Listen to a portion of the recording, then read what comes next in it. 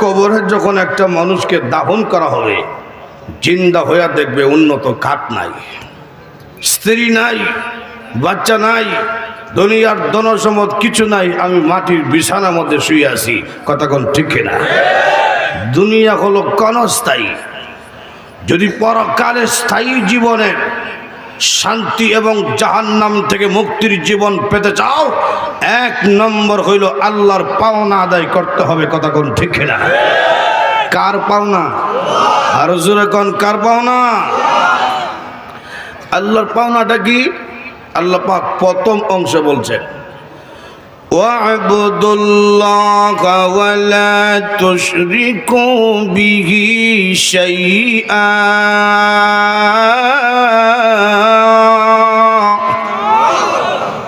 1 নম্বর পাওনা হইল মানুষের কাছে আল্লাহর এক আল্লাহ মনে করে গোলামি করতে হবে। আল্লাহর সাথে কোনো জিনিসকে অংশীদার করা যাবে না। এক আল্লাহ মনে করে গোলামি করতে হবে। আমাদের আল্লাহ কয়জন? আরো যদি কোন কয়জন? এক আল্লাহ মনে করে, ওয়া'বুদুল্লাহ আয় ওয়াহিদুল্লাহ, এক আল্লাহ মনে করে গোলামি করো। এক আল্লাহ মনে করে গোলামি করতে হবে। এই কথা কেন বললেন? বলার কারণ হইল, যেই যুগে কুরআন নাজিল হয়েছিল সেই যুগের কাফিরদেরকে নবীজি প্রশ্ন করেছিলেন, তোমরা মূর্তির সামনে মাথা নত কেন করো? তোমরা সম্মান প্রদর্শন কেন করো মূর্তিকে? ওরা জবাব দেয়, আল্লাহ যে একজন আছে এটা আমরা বুঝি, কিন্তু বিশাল পৃথিবী, একা আল্লাহ কিভাবে কন্ট্রোল করবে? একা তো পারবে না। এই জন্য এই মূর্তিরাকে আমরা সম্মান এই জন্য করি, এই মূর্তিরা আল্লাহকে সহযোগিতা করে। মূর্তির কোনো ক্ষমতা আছে? জোরে কন। মূর্তি জিতা না মরা? জিন্দা না মুর্দা? এটা মর্ত গীতা জীবন, তাহলে মর্ত জীবন উদ্রি নাই। কথা কোন ঠিক কিনা?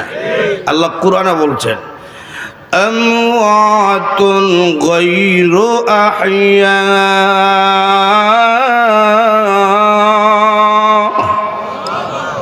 মূর্তির কোনো জীবন নাই, অনর্থক একটা জিনিস। কখনো জিন্দা মানুষের মাবুদ হতে পারে? এক একটা মূর্তির নাম এক একটা। একটা মূর্তির নাম হইল লক্ষ্মী দেবী। এটা আপনার অলক্ষ্মীর থেকে বাঁচাইব। এক কাফের লক্ষ্মী দেবী খোদা লইয়া কই যাইতেছে, তো সামনে গেছে, তার পেশাবে ধরছে, তো খোদাকে খুলে রাখা বন্দা পেশাব কেমনে করতো? এই জন্যে তার মূর্তিটার একটা গাছের সাথে হেলান দিয়ে দাঁড় করায় রাখছে। কিছু দূরে বৈশা পেশাব করতেছে। হঠাৎ করে শুনে উপর থেকে নিচে পানি ভরা শব্দ শোনা যায়। পিছনে তাকিয়া দেখে একটা কুকুর মূর্তির নাক বরাবর পেশাব করতেছে। এমনি করলে, ও খোদা, তোমাকে আনছি, আমার উপরে কোনো গজব আইলে আমারে বাঁচাইবা, এখন দেখি তোমার উপরে গজব আয় পড়ছে। কুকুরকে তাড়াও। কুকুরকে তাড়াইবার মতন শক্তি কি মূর্তির আছে? আরো যখন আছে, তখন রাগ উঠছে, একটা আষাঢ় দিয়ে হাত পা ভেঙে ফেলেছে। মূর্তির কোনো ক্ষমতা? মূর্তিকে আল্লাহর সাথে অংশীদার কইরো না। বৃক্ষকে আল্লাহর সাথে অংশীদার কইরো না। চন্দ্র সূর্যকে আল্লাহর সাথে অংশীদার কইরো না। আগুনকে আল্লাহর সাথে অংশীদার কইরো না। পৃথিবীর কোন শক্তিকে আল্লাহর সাথে অংশীদার করা যাবে না। আমাদের আল্লাহ হলো একজন। কথা কোন ঠিক কিনা? এক আল্লাহ মনে করে গোলামি করতে হবে। এখন প্রশ্ন হইল, আমি কেন গোলামি করব? কেন আল্লাহ বলছেন গোলামি করো? বলার কারণ হইল, আমার মাথা থেকে পা পর্যন্ত যা আছে এগুলা কিচ্ছু আমার না, এগুলা দিছেন কে? আরো যদি কোন কোনো সন্দেহ আছে? অস্বীকার করার মতো ক্ষমতা আছে? আল্লাহ কোরআনে বারবার প্রশ্ন করছেন, فَبِأَيِّ آلَاءِ رَبِّكُمَا تُكَذِّبَانِ।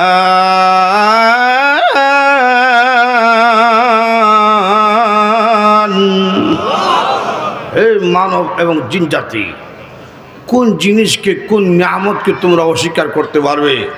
একটা নিয়ামতকে অস্বীকার করার মতন ক্ষমতা পৃথিবীর কারো নাই। মাথা থেকে পা পর্যন্ত যা আছে সব আমি আল্লাহ দিছি। অনেক এমপি মন্ত্রী জনগণকে দেয় রডের বদলা বাঁশ, কথা ঠিক না? আল্লাহ কয় আমি রডের বদলা বাঁশ দেই নাই, দিছি এমনভাবে নিয়ামত যেইভাবে দিলে তোমার কল্যাণ হয়, ফায়দা হয়। সুবহানাল্লাহ জুড়ে কর। লক্ষ্য করে দেখেন, হাতের নখ লম্বা হয়, পায়ের নখ লম্বা হয়, প্রতি সপ্তাহ কাটতে হয়। যদি হাত পায়ের নখের মতন মুখের ভিতরে দাঁত লম্বা হইতে থাকতো খুব সুবিধা হইতো। আমরা এই দাঁত তো এই জায়গায় ছিল না, আস্তে আস্তে উঠলো, লম্বা হইলো, এই জায়গায় ব্রেক দিল কেন? এটা কার হুকুম? আরো যেরকম কার হুকুম?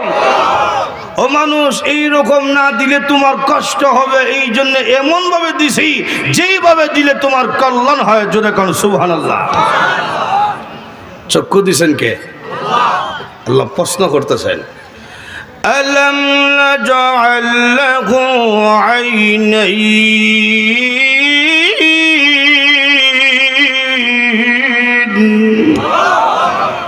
এই আমি কি তোমাদের দুইটা চক্ষু দেই নাই? দিছেন এমনভাবে দুইটা চৌকের হেফাজতের ব্যবস্থা আল্লাহ করছেন। দেখেন লক্ষ্য কইরা, চৌকের উপরে চামড়ার দরজা লাগাই দিছে, বন্ধ করা যায়, খোলা যায়। সুবহানাল্লাহ জুড়ে কোন এই চামড়ার দরজা দিলেন কেন? এটা তো না দিলে ভালো ছিল, দেখতে দেখা যায় চোখটা বড় থাকতো, উপর নিচ যা আছে সব একসাথে দেখতে পারতাম। এটা দিলেন কেন? এটা দেওয়ার কারণ হলো, ও দুনিয়াবাসী, তুমি যখন রাস্তায় বেরোইবে, গাজীপুরের চৌরাস্তা ধুলাবালুর অভাব নাই, কথা কোন ঠিক কিনা? রাস্তায় যখন বের হবে ধুলাবালু তোমার চোখের মধ্যে পড়বে, তখন তোমার কষ্ট হবে, যন্ত্রণা হবে। এই জন্য এমনভাবে দরজা লাগিয়ে দিলাম, ধুলাবালু দেখতে দেরি, দরজা অটোমেটিক বন্ধ হতে দেরি হয় না। আমি ঠান্ডা বন্ধ করতে হয় না, অটোমেটিক হয়। এটা কে দিছেন? এই জন্য আমার আল্লাহ রাব্বুল আলামিন বলেন, মাথা থেকে পা পর্যন্ত যা আছে সব কিছু নিয়ামত আমি দিয়েছি। আকাশকে ছাদ বানিয়ে দিলাম, জমিনকে বিছানা বানিয়ে দিলাম। আর দুনিয়ার মানুষ, তোমার যা লাগে সব আমি দিয়েছি, সুতরাং গোলামি করতে হবে আমার। জোরে কোন কার? আরো জোরে কার? আমি আল্লাহর গোলামি করো, আমার সাথে কোনো জিনিসকে অংশীদার করা যাবে না, শিরক করা যাবে না, ঈমান মজবুত থাকতে হবে। যদি শিরক না করো আমাদের কি লাভ, কি ফায়দা? আল্লাহর নবী রাহমাতুল লিল আলামিন একদিন সাহাবায়ে কেরামকে নিয়ে কোথাও যাইতেছেন। সামনে যাওয়ার পরে নবীজি লক্ষ্য করে দেখলেন, একজন মহিলা তার দুধের বাচ্চাকে কোলে নিয়ে আগুনের চুলার মধ্যে কি যেন রান্না করে। চুলার আগুন দাও দাও করে যখন উপরে ওঠে, সন্তানকে মা পিছনে নিয়ে যায়, আবার যখন আগুন নিচে যায় সন্তানকে আবার সামনে আনে। এই দৃশ্য দেখে নবীজি ডাকদা বললেন, সাহাবীরা রে, তাকিয়া দেখো, একটা মা তার সন্তানের প্রতি কি পরিমাণ দরদ, কি পরিমাণ ভালোবাসা, আদর, স্নেহ, মমতা। সাধারণ দুনিয়ার গরম সন্তানের শরীরের মধ্যে লেগে যাবে, এই জন্যে আগুন উপরে উঠলে মা সন্তানকে পিছনে নিয়ে যায়। ও আমার সাহাবীরা, একটা মা তার সন্তানকে যে পরিমাণ ভালোবাসে, আল্লাহ রাব্বুল আলামিন তার বান্দা বান্দিকে মার চাইতে আরো কোটি কোটি গুণ বেশি ভালোবাসে। মহিলা কথাটা শুনেছি, মহিলা নবীজি দরবারে গেল, গিয়া আল্লাহর নবী রাহমাতুল লিল আলামিনকে প্রশ্ন করলো, আল্লাহর নবী গো, আপনি যে বললেন মার চাইতে আল্লাহর দয়া মায়া কোটি কোটি গুণ বেশি, ও নবী, আমি জানতে চাই দুনিয়ার জমিনে এমন কোন মা কি আছে গো যে মা হইয়া তার সন্তানকে আগুনের চুলার মধ্যে জ্বালাতে পারে? নবীজি বললেন না গো, মা কোনোদিন পারে না গো তার সন্তানকে নিজের হাতে আগুনের চুলায় জ্বালাইতে। ও নবী, মা যদি পারে না তার সন্তানকে আগুনে জ্বালাইতে, আল্লাহ রাব্বুল আলামিন এত দয়ালু হইয়া রহমানুর রহিম হইয়া তার বান্দা বান্দিকে জাহান্নামের চুলায় কেমনে জ্বালাবে? এই প্রশ্নের জবাব আপনি দিন। নবীজি আকাশের দিকে তাকাইয়া চোখের পানি ছেড়ে ছেড়ে কান্দেন। ও খোদা, এর জবাব তো আমার কাছে নাই, এই জবাব তুমি দিতে হয়। মা পারে না সন্তানকে আগুনে জ্বালাইতে, যেহেতু সন্তানের প্রতি মার দয়া মায়া বেশি। তুমি যদি মার চাইতে কোটি কোটি গুণ বেশি দয়ালু হও, তুমি কেমনে জ্বালাইবে? তোমার বান্দা বান্দিরে কেমনে জ্বালাইবা? এই জবাব তুমি দাও। এমনি আল্লাহ বলেন, জিবরাইল, এই আমার নবীর কাছে তুমি দৌড় দিয়ে যাও, গিয়া বলো প্রশ্ন যত কঠিন উত্তর এত কঠিন নয়। আমার নবীর কাছে গিয়া বলো, মহিলা যে প্রশ্ন করেছে জবাবটা দিয়ে দাও। ও জিবরাইল, আমার নবীকে বলো, জি বান্দা বান্দি আমি আল্লাহর পাওনা আদায় করবে, শিরিক করবে না, এমন গোলাম বান্দা বান্দিরে আমি আল্লাহ কোনোদিন জাহান্নামের চুলায় দিতাম না। যারা বলবে লা ইলাহা ইল্লাল্লাহ মুহাম্মাদুর রাসূলুল্লাহ, জাহান্নামে দিতাম না। সুবহানাল্লাহ জুড়ে বল। যারা ঈমান আনবো তারা তো আমার বান্দা, আমার বান্দারে কোন জাহান্নামে দিব? শিরিক করা যাবে না। আমরা সমাজে কিছু আছে দুর্বল ঈমানদার, আছে না?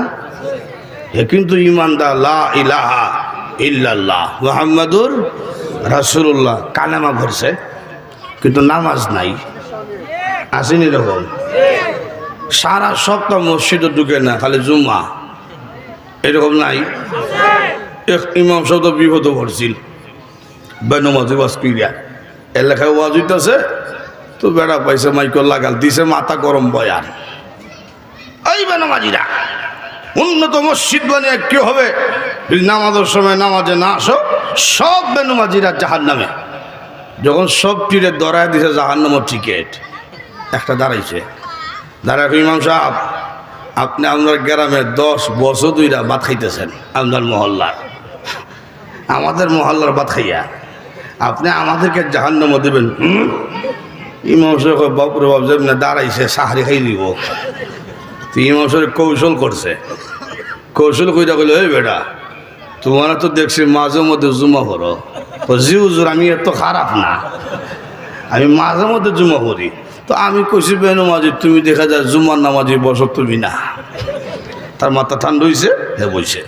আর একটা ভীষণ থেকে দাঁড়া, আমি জুমার নামাজ করি না, কিন্তু জাহান্নামে কেন কইবেন? ইমাম সাহেব কয়, বেটা তুই কি তা ঈদের নামাজও খরচ না? ও জি হুজুর, বছর 2টা লাগাল হয়, এটা না করি কেমনে? আমি ঈদের নামাজ করি। তো আমি কইছি বেনমাজি, তুই দেখা যায় ঈদের নামাজি বহ তুই না। তার মাথা ঠান্ডা হয়েছে, হে বইছে। আর একটা দ্বারা আমি জুম্মার নামাজও করি না, ঈদের নামাজও করি না, কিন্তু জাহান্নামে কেন কইবেন? ইমাম সাহেব কয়, বেটা তোর বাপ যে গত বছর মারা গেছিল তার জানাজা পড়ছিলি নি? ও জি হুজুর, বাবা জানাজা পড়ছি। তাহলে দেখা যায় তুই জানাজার নামাজি। আমি কইছি বেনমাজি, তুই দেখা যায় জানাজার নামাজি বহ তুই না। এই হলো আমরা আমলের অবস্থা, কথা কোন ঠিক কিনা? এটি হলো দুর্বল ইমানদার। এটা কি ইমানদার? দুর্বল। 2 নম্বর হইল তার সিরত সুরত দেখলে চিনবেন না এটা মুসলমান না ও মুসলমান, এরকম আছে না নাই? জিজ্ঞেস করলেন তোর নাম কি? কয় রতন। তো ভাই আসেনি? জি। নাম কি দা? কয় সফল। তো বোন আসেনি? কয় জি। নাম কি? কয় প্রিয়াঙ্কা। রতন, সফল, প্রিয়াঙ্কা, এই নাম শুনে কি আপনি বুঝতে পারছেন হে যে মুসলমান? তাকাইলেন পোশাকের দিকে, এখন দেখা যায় এমন পোশাক পরছে আঁটুর নিচে সিরা, 2-3 বছর আগে যখন দেখছিলাম সিরা, তো ভাবছি মনে কুত্তা কামড় দিছে। পরে শুনি না এটা নাকি ফ্যাশন। তুই এখন যদি সিরা হইরা কয় ফ্যাশন, কোন দিন তো ফ্যান্টোর সেন্ট করলা কইব ফ্যাশন। তা আগে তো ছিল আঁটুর নিচে সিরা, এখন দেখছি আঁটুর উপরে সিরা, অর্থাৎ হেড অফিসের কাছাকাছি গেছে গা। কথা এই অবস্থা কেন? এটা দুর্বল ইমানদার। এটা কি দুর্বল, কিন্তু ফরছে লা ইলাহা ইল্লাল্লাহ মুহাম্মাদুর রাসূলুল্লাহ। আবার তার সামনে আলিম উলামার বিরুদ্ধে কথা কইলে সহ্য করে না, কোরআনের বিরুদ্ধে কথা বললে সহ্য করে না, আল্লাহ এবং তার রসুলের বিরুদ্ধে কথা কইলে সহ্য করে না, কিন্তু নামাজ পড়ে না। সহ্য করে না কেন? আল্লাহর বিরুদ্ধে কথা কইল বরদাস্ত করতে পারে না, তার বিরুদ্ধে অ্যাকশন নেয় কেন? ভিতরে ঈমান আছে। এই যে দুর্বল ইমানদার, এই রকম ইমানদার যদিও হয়, আল্লাহ পাক তাকে মাফ করে দিবেন। যেমন আপনারা কইতে পারেন হুজুর তুলে তো সহজ বাজা আজকে পাইছি, কেন নামাজ কিসের রোজা, একবারে সহজ, আমরা তো সব কালেমাওয়ালা, দরকার নাই আর নামাজ রোজার। এটা কইলই তো না। আল্লাহ কুরআনের আয়াতে বলছেন শিরিক ছাড়া যদি কোনো উঠতে পারো, আমি আল্লাহ ইচ্ছা করলে মাফ দিব লিমাইয়াশা, যাকে ইচ্ছা তাকে। আমি যে নামাজ পড়তাম না, আমার রোজা আল্লাহ ইচ্ছা হইব, কোনো গ্যারেন্টি আছে? আর জোরে কন। আল্লাহ বলেন তুমি যদি ইমানদার হও, শিরিক না করো, গুনাহগার হও, শিরিক না করো, হাসরে মাটি ইচ্ছা করলে মাফ দিয়া জান্নাতের টিকিট দান করে দেব। অনেক ব্যক্তিকে আল্লাহ পাক দুর্বল ইমানদার জাহান্নামে ফেরেশতা হাতে পায়ে রশিদা বাঁধা দিয়েছে, বলবেন জাহান্নামে নিক্ষেপ করো। নিক্ষেপ করা আদেশ করা মাত্র সঙ্গে সঙ্গে পুইরা গেছে জাহান্নামে। আল্লাহ বলবেন উঠে আনো, উঠে আনো। যেই মাত্র এই ব্যক্তিকে জাহান্নামের আগুন থেকে উঠে আনা হবে, আল্লাহ রাব্বুল আলামিন বলবেন বান্দারে, আদেশ করা মাত্র জাহান্নামে পড়ে গেলে কারণ কি? দেরি করলে না। সেই ব্যক্তি বলবে প্রভু আমি জানি জাহান্নামে যাওয়ার জন্য আমাকে আদেশ করা হয়েছে, যদিও জাহান্নামে যাওয়ার আদেশ, কিন্তু এটা তো তোমার বিধান। হ্যাঁ প্রভু, দুনিয়ার জমিনে বিভিন্ন বিধান দিয়েছিলেন, কিন্তু নফসের দোকায় বিধান পালন করতে পারি নাই।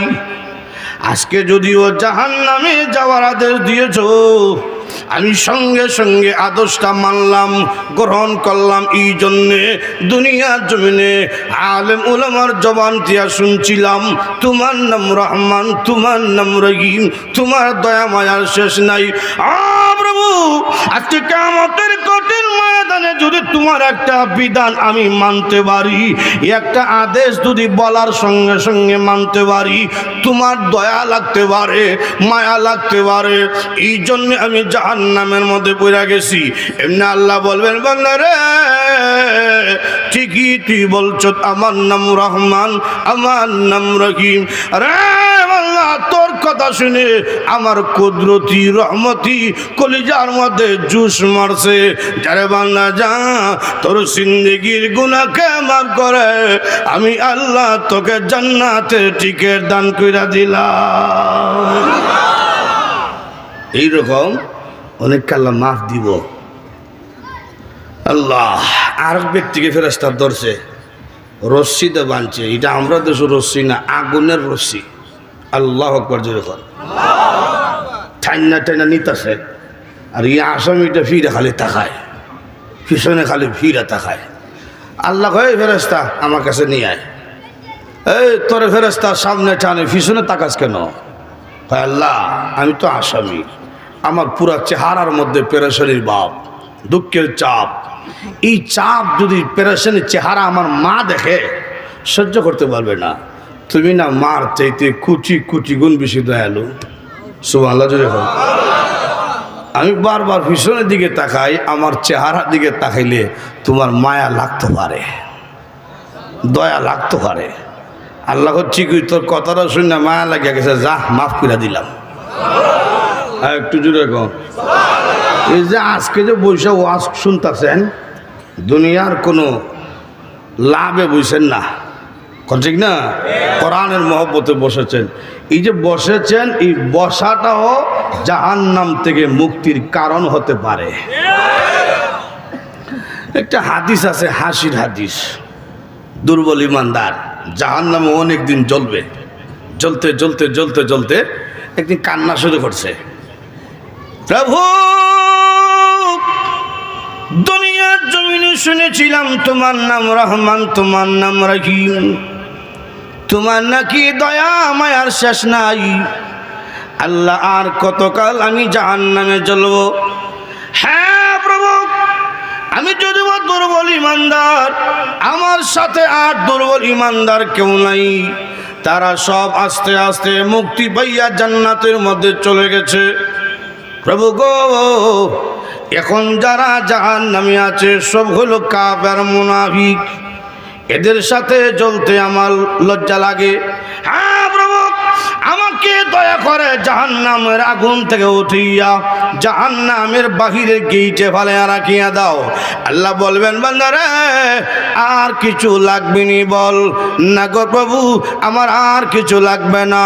আল্লাহ রাব্বুল আলামিন বলবেন, বান্দারে তোমার দরখাস্ত আমি আল্লাহ কবুল কইরা নিলাম। এই ফেরেশতা, আমার বান্দাকে দইরা উঠাও, বাহিরে না রাখো। কিছুদিন থাকছে, সামনে তাকায় দেখে বিশাল বড় একটা বৃক্ষ দেখা যায়। ডাক দেখো, আল্লাহ বলছিলাম চাইতাম না, এর হরো চাইতাছি, তুমি তো মার চাইতে কুচি কুচি গুণ বেশি দয়ালু। সুবহানাল্লাহ জুড়ে বল। আল্লাহ জান্নাত চাইমু, এই মজবুত ইমান আমার নাই, জান্নাত চাইতাম না। এই যে একটা বৃক্ষ দেখা যায়, বৃক্ষের ছায়ার নিচে রাখা দাও না মারে। আল্লাহ কয়, আর কিছু লাগবো নি? না, লাগতো না। এই ফেরেশতা, আমার বান্দারে গাছের ছায়ার নিচে নিয়ে আসো। সুবহানাল্লাহ জুড়ে বল। কিছুদিন ছায়ার নিচে থাকছে, জান্নাতের গেইটের দিকে তার নজর পড়ছে। আল্লাহ, জান্নাত লাগতো না, জান্নাতের গেইটের সামনে আমার ভালো রেখা দাও। আল্লাহ কয়, আর কিছু লাগবো নি? না, লাগতো না। আল্লাহর ইচ্ছে হইল তারে জান্নাত দিলেই তো, আর তার মনে মনে ধারণা চাইলে দিত না, তো আমি চাইতাম না, আস্তে আস্তে আগাইতে থাকি। সুবহানাল্লাহ জুড়ে বল। গেছে গা জান্নাতের গেইটের সামনে। রাসূল বলেন, জান্নাতের বাহির থেকে ভিতর দেখা যায়। সুবহানাল্লাহ জুড়ে বল। জান্নাতের ভিতর দেখা যায় ইমানদাররা বড় বড় রান খাইতেছে, বড় বড় রুশ খাইতেছে। এগুলো দৃশ্য দেখে কার সহ্য করতে পারে? আল্লাহ এত সুন্দর বাড়ি বানায় রাখছো, মজবুত ইমান তো আমার নাই, থাকতাম না। ঢুকিয়া দেখা মাত্রই বেরোয়া যাইব। আল্লাহ কয়, বারবার তুই চাইতে না, এর বড় চাষ, এখন যদি ঢুকার পরে খোঁজ বেরিতাম না, না আমি ওয়াদা খেলা করতাম না। আর মনে মনে কয় খালি ঢুকে যাই, চিনবেন না আদমর সন্তান কারে কয়। আল্লাহ ডাক দেখো, গেট খুলো, আমার বান্দা জান্নাতের মধ্যে প্রবেশ করবে। আরো জোরে কোন ঢুকছে জান্নাতে। ঢুকার পরে কয়েল জ্বলে নাকি? কয়েল জ্বলে? কয়েল জ্বললে বন্ধ করে দাও, এই ফুলা বন্ধ করে দাও। আপনি বসেন, আপনি লক্ষ্য করে দেখেন। নবীজি বলেন, জান্নাতের মধ্যে ঢুকছে, ঢুকার পরে দূরতি আছে সামনে দিয়া, দূরতি আছে, ফিসনো ফিরও তাকায় না। আল্লাহ ডাক দেখায়, কিরে আদমের সন্তান, কইসলে কি খরতাসত কি? তুই না বলছিলে থাকবে না? বের হ, বের হ। এমনি আল্লাহ, আমি যদিও দুর্বল, আমি তো ঢুকে গেছি জান্নাতে। তুমি না ওয়াদা করছো জান্নাতীদের সাথে, হুম ফিহা খালিদুন, জান্নাতীদের সিফত হইল, বৈশিষ্ট্য হইল, ঢুকলে বেরোয়া নাই। সুবহানাল্লাহ। আমি দুর্বল হইতে পারি, আমি ঢুকে গেছি তো। এখন যে ফিসনের ডাক্কা তোমার যে ওয়াদার লঙ্ঘন হইতাছে, খেয়াল আসেনি? আল্লাহ যুক্তিবাদী বুদ্ধি কেন করছে, যা যা দিলাম জান্নাত। রাসূল বলেন, এই ব্যক্তিকে মহান আল্লাহ 10টা পৃথিবীর সমান একটা জান্নাতের বাড়ি দান করবেন। আল্লাহর ভাও নইল শিরিক করা যাবে, আর যেরকম শিরিক করা যাবে না। মানুষের পাওনা কি আল্লাহর কাছে? মুমিনের কি পাওনা? সংক্ষিপ্তভাবে দেয়া দেই, আল্লাহর কাছে মুমিনের কি পাওনা? আল্লাহ অন্য আয়াতে বলছেন, ইন্নাল্লাযীনা আমানু ওয়া আমিলুস সালিহাত লাহুম জান্নাতুন নাঈম।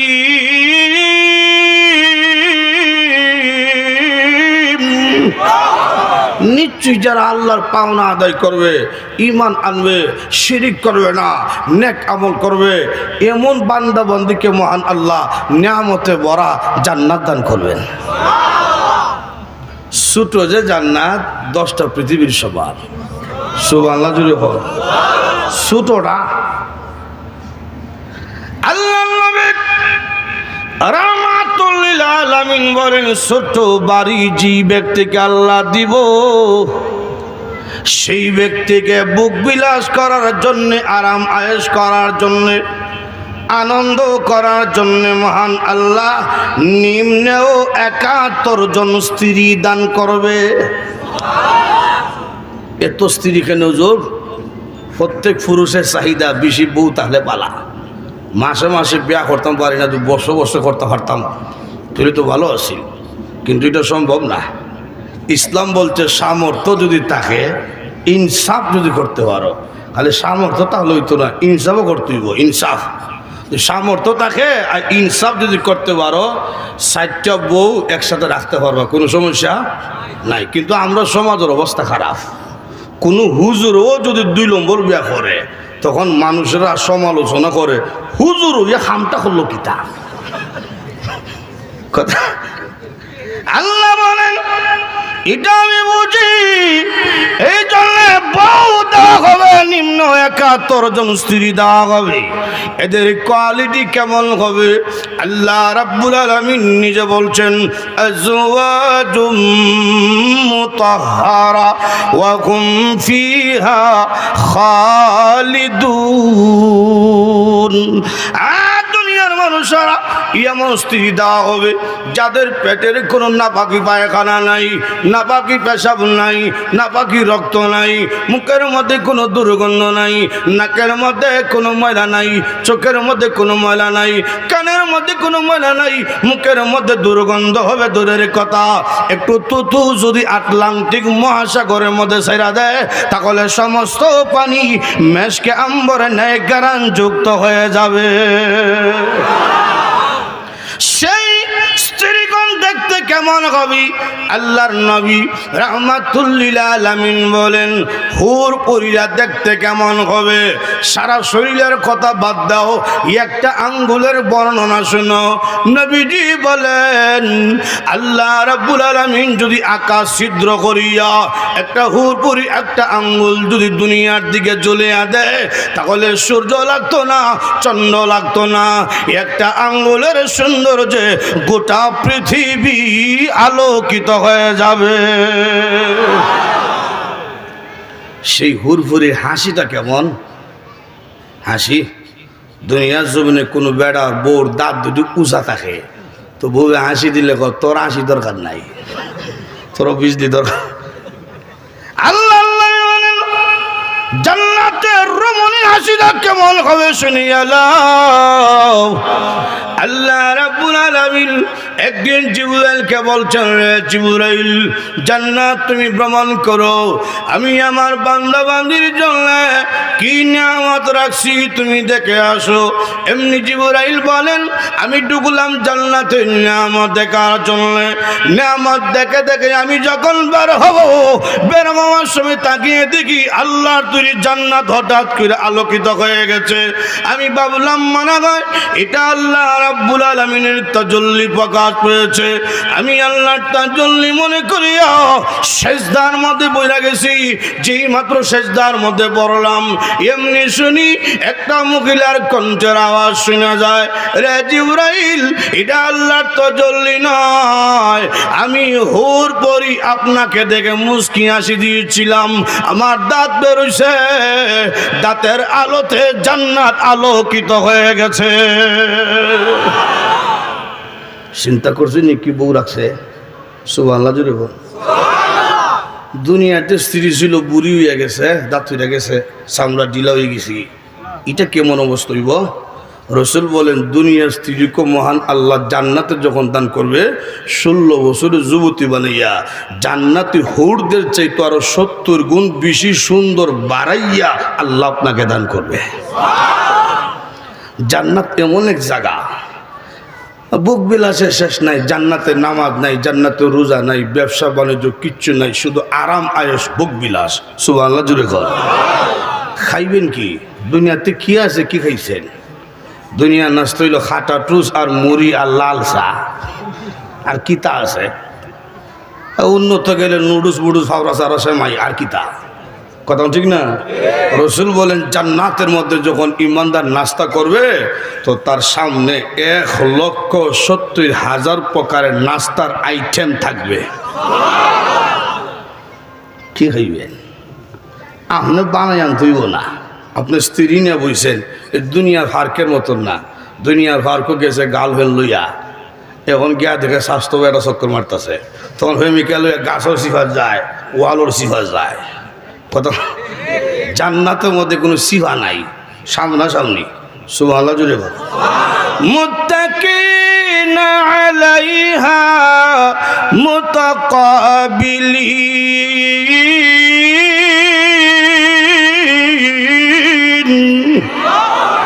মুত্তাকিনটা সামনে সামনে বইছে বউ লইয়া। এখন আপনি ওয়াইফ লিয়া যখন বইছেন, গল্প করতেছেন, প্রেম প্রীতি গল্প, তখন তো কফি খাইলে ভালো আসিল, নাস্তা খাইলে ভালো আসিল। এখন এত মজার গল্প রাখিয়া ওয়াইফে কেমনে নাস্তা বানাইতো? আল্লাহ তোমার গল্প কোনো ডিস্টার্ব হইতো না, সমস্যা হইতো না। তোমার চাকর চাকরানি 70,000 থাকবে। আর একটু জুড়ে গল। ইয়াতুফু আলাইহিম উলদানুম মুখাল্লাদুন।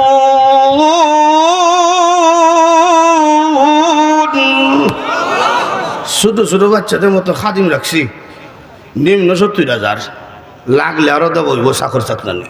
সুবহানাল্লাহ জুড়ে কর। আপনার কি কাম? আপনি খাইবেন, বুক বিলাস করবেন, আরাম আয়েশ করবেন। সুবহানাল্লাহ জুড়ে কর। জান্নাতে আরাম আয়েশ বুক বিলাসের শেষ নাই, যদি আল্লাহর পাওনা আদায় করা যায়। কথা কোন ঠিক কিনা? লক্ষ্য করে দেখেন, জান্নাতে গানও আছে, নাচও আছে। সুবহানাল্লাহ জুড়ে কর। আপনারা কইতে মনে হুজুর গান নাচ দা জান্নাত কিতা করতাম? জান্নাত কেন দরকার? দুনিয়ার জমিনে যাত্রা গান হয়, নাচ হয়, গান হয়, আমরা যারা দেখতাম পারছি না, দেখার কিতা মন চায় না? আপনারা নাও চাইতে পারে, আমার চায়, যাইতাম তো পারি না আল্লাহর ভয়ে। কথা কোন ঠিক না? তোমরা যারা আল্লাহকে ভয় করে গেছো না, আমি আল্লাহ জান্নাতের মধ্যে নাচও দেখাইমু, গানও দেখাইমু। সুবহানাল্লাহ জুড়ে কর। এই দুনিয়ার ফসা গান না, জান্নাতের স্পেশাল গান। সুবহানাল্লাহ জুড়ে কর। দুনিয়ার পচা গান মানে এই ফসা যায়, থাকে না বেশি মজা। একসময় শুনছি হাটে ঘাটে দোকান হতো গান শোনা যাইতো, বন্ধু আমার বাড়ির সামনে দিয়ে বউ লইয়া হাঁটতে যায়, বুকটা আমার হাঁটতে যায়। এখন এই গানের মজা আসেনি, ফসা গেছে। এরপরে শুনলাম চাইলাম যারে ভাইলাম না তারে, এখন এটাও নাই। এরপরে শুনলাম কল্যাবীতে গাইতার আমুদ ধরে, এখন এটাও নাই। এরপরে শুনলাম ফতিরের জায়গা থেকে তোমার আশায়, এখন এটাও নাই। এরপরে শুনলাম মধু হই হই বিষ খাওয়াইলা, এখন এটাও নাই, হুসা গেছে। কথা ঠিক না? বছর 2 বছর আগে একটা গান আইছিল, যেদিকে যাই এদিকে শুনি খাসা বাদাম, এখন এটাও নাই, হুসা গেছে। কথা ঠিক না? রসুল বলেন জান্নাতের হুরহুরিরা যখন গান গাওয়া শুরু করবে, 1000 বছর চলতেই থাকবে। সুবহানাল্লাহ জুড়ে কর।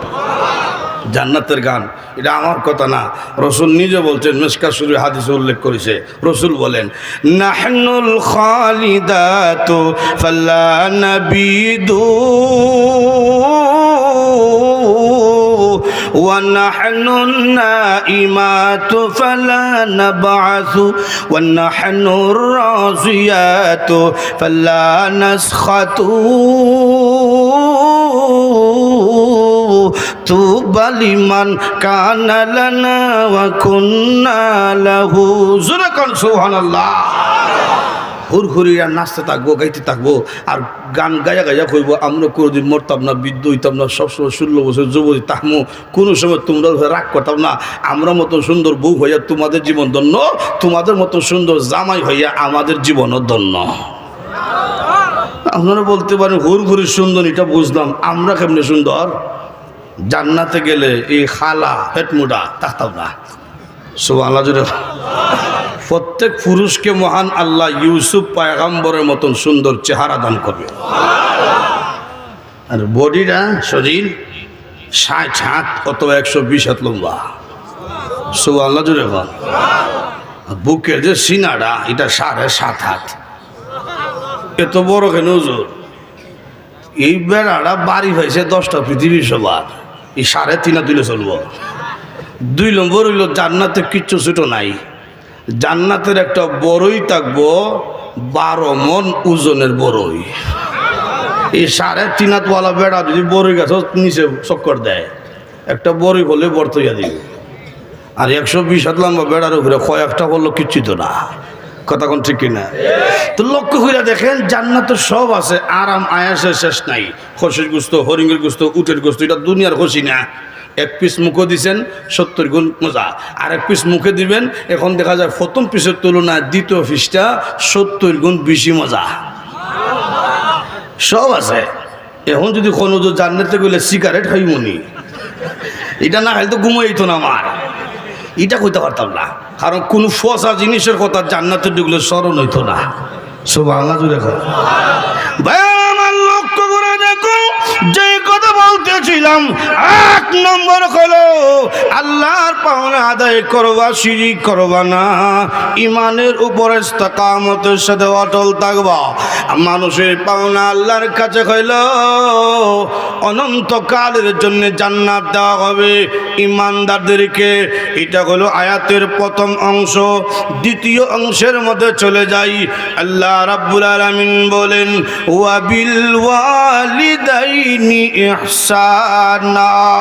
দ্বিতীয় অংশে আল্লাহ রাব্বুল আলামিন বলেন দুনিয়ার মানুষেরা রে, ও সন্তানরা, তোমাদের কাছে তোমাদের মা বাবার পাওনা হইল, ও সন্তানরা তোমাদের মা বাবার সাথে সুন্দর ব্যবহার করবা। সুবহানাল্লাহ জোরে বল। কথাটা বড় গুরুত্বপূর্ণ। প্রথম অংশে আনলেন মানুষের কাছে আল্লাহর কি পাওনা, এরপরই মা বাবার পাওনার কথা কেন আনলেন?